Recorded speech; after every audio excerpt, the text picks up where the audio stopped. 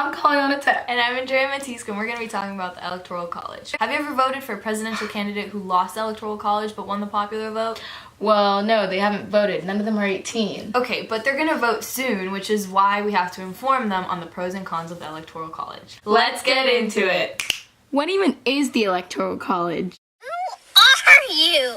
The number of electors a state gets is equal to the number of representatives and senators the state has in Congress. To better explain what that means, Rhode Island has 4 electors made up of 2 senators and 2 representatives, while California has 55 electors made up of 53 representatives and 2 senators. Each state votes for its representatives. And the purpose of the Electoral College is to make an informed decision on who the next president should be. There is also a popular vote, which is the vote of the people. However, the president is elected based off the vote of the Electoral College. My claim is that the needs for the Electoral College have changed since when it was originally founded.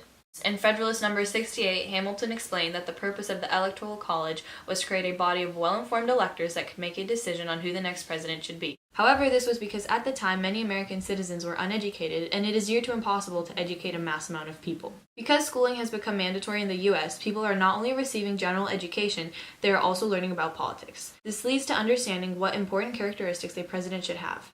As I said, the original purpose of the Electoral College was to make a well-informed decision on who to elect as president. However, now that Americans have become educated, the Electoral College is no longer needed. But the needs for the Electoral College have not completely changed, and that it acts in the interest of the U.S. citizens. The elector is more informed about the presidential candidates than the average American citizen, and because of that, it is better to have an educated election made rather than one based off of a political party bias. According to the New York Times, electors generally hold a leadership position in their party or were chosen to recognize years of loyal service to the party. Throughout our history as a nation, more than 99% of electors have voted as pledged, meaning that the electors voted for have not only had previous experience in a government job, but they are also very educated in how politics work. However, because America has a democratic government, which is the rule of the people by the people, it is better for half of the population to vote, even if it is a semi-educated vote, rather than only 538 people.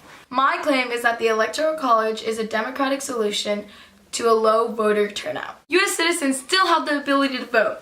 The Electoral College still allows for people to have very reliable representatives, and those representatives are voted by the citizens, which is like the citizens are voting for their president.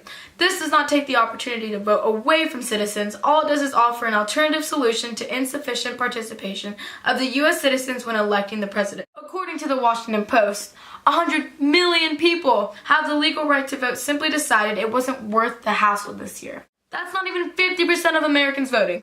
The Electoral College makes it mandatory for its electors to vote, as that is its purpose, and in doing so, is more beneficial rather than disadvantageous for the American people.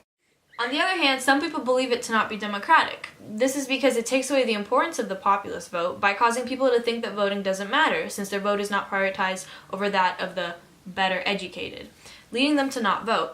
This causes the ballots to be poorly portrayed as to what the citizens of America actually believe in and who they want as president. This is not true because people vote for who they want when electing members for the Electoral College. Therefore, there is a good representation of the needs and wants of the people from every state. So what should be done about the Electoral College? Well, if you're against the Electoral College, go vote. That way the government can see how powerful the popular vote really is, and one day the standing of the Electoral College when it comes to electing our president might change. Now, if you're for the Electoral College, then go elect for your representatives. That way your needs and beliefs will be well represented in the Electoral College when choosing our next president. Thanks for watching!